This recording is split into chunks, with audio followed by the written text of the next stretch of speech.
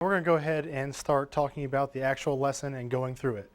Before we do that, we want to go ahead and point out that we will be looking at monthly surface, all sky, shortwave, downward flux data.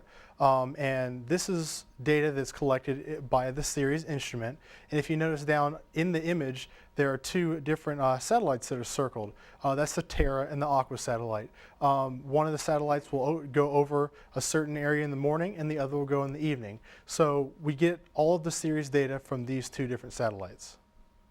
Real quick, we want to point out that in this same diagram that Susan showed you, we have a little bit different labeling here. We have monthly surface, all sky, shortwave, downward flux. When working inside of the LAS, this is what the parameter will be known as. So make sure that this is what you're looking for. When you get into the Live Access Server, or LAS, as you'll see it on our website, you'll notice real quick that this is where the Live Access Server is and what it looks like. And real quick, we're going to go ahead and zoom in. If you notice right here, we have atmosphere, biosphere, cryosphere, land surface, and oceans. These are the main categories that you can look at. Today, we're going to be looking most specifically at atmosphere. Now in the LAS, all you have to do is specifically just click on it. We're going to go ahead and do that now. Once you click on it, you'll be taken to the next page. Real quick, I want to point your attention up here to this top bar. Up here, you have data sets and atmosphere, and as you progress in the LAS, you'll add more and more images. So this will remind you where you are in the Live Access Server when navigating. Here, we're going to go back to the list of choices. All of these could be contained in other lessons. However, today we're going to be looking at atmospheric radiation as circled here. What you have to do here is you click on atmospheric radiation and it takes you to yet another one. In this particular one, we want to look directly at the surface of the Earth and the radiation hitting it. So we're going to go ahead and click it real quick and we'll be taken to this list. In this particular lesson, since there are so many choices here, we want to make sure that we select the correct one. And in this particular lesson, we're going to be looking at monthly surface, all sky, shortwave, downward flux, or SRB, that's surface radiation budget data. If for some reason someone in your class were to click on one of these and go through the lesson, the graph they produce will be different, and that would probably be one of the main reasons that there's difficulty in the lesson. So let's go ahead and click on this and go to the next screen. Here, we see the lesson steps. Right here, one thing I want to go ahead and direct your attention to is this particular section here at the top of the page. This right here is where you enter in or select data for what your plot's going to look like.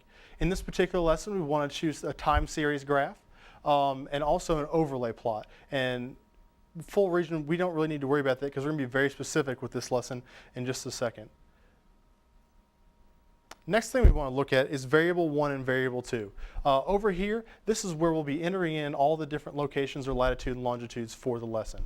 The very first one, you want to click on variable 1, and then in the lesson page or in the lesson handout, you should have been given the coordinates that you want to enter in. In this particular case, it's 44 north and 108 west. Once you enter those in, then the next thing you want to do is click on Go. After you click on Go, it'll select where in the United States that it's supposed to be. The next thing you want to do is click on variable 2. Once you click on variable 2, you want to make sure you find your location, and in this particular lesson, you're given the option of choosing somewhere in Alaska. So what you do is you just look over here and say, okay, well I want this region in Alaska, and click on it. After clicking on it, you'll notice real quick that the latitude and longitude will automatically be inputted in over there for you. So you don't have to worry about getting it exactly correct. The last thing that you want to do is make sure that you click on, it doesn't show it here, but make sure you click on variable 1, and the last thing we want to do is change the date. In the lesson, it suggests that you choose a 10-year time frame. In this particular lesson, their time range is between 1983 and 2007. So as long as you choose a 10-year time period within there, you'll be just fine and be able to answer all the questions at the end of the lesson. Real quick, going through, this is what the graph will be when you click next at the end of the lesson. Real quick, just want to draw your attention to the fact that there are two different lines on here. In this particular one of the lines will represent Sheridan, Wyoming, and the other will represent your place in Alaska. And real quick, it should be fairly easy to see that they're fairly in sync with each other. Later on, you'll probably need to look at it more closely, but it's worth noting that the lines are in fact in sync with each other, even though they're in drastically different places in the United States. Real quick, we want to show you how we chose or found the exact location of Sheridan, Wyoming. In this particular instance, we use Google Earth. So we go to Google Earth and simply just type in Sheridan, Wyoming, and it shows the exact latitude and longitude. You could also search by address if you wanted to find the exact address of your school, if you want to be that specific, or you can just look in an atlas and choose from a long list of other things. In this next slide, we want to go ahead and show a short student video, and that way you can see how some of the students chose the locations throughout the United States.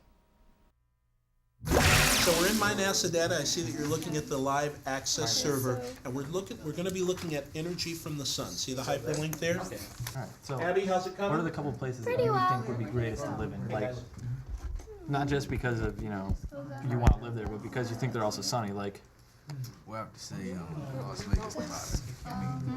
see, all right, that'd be nice.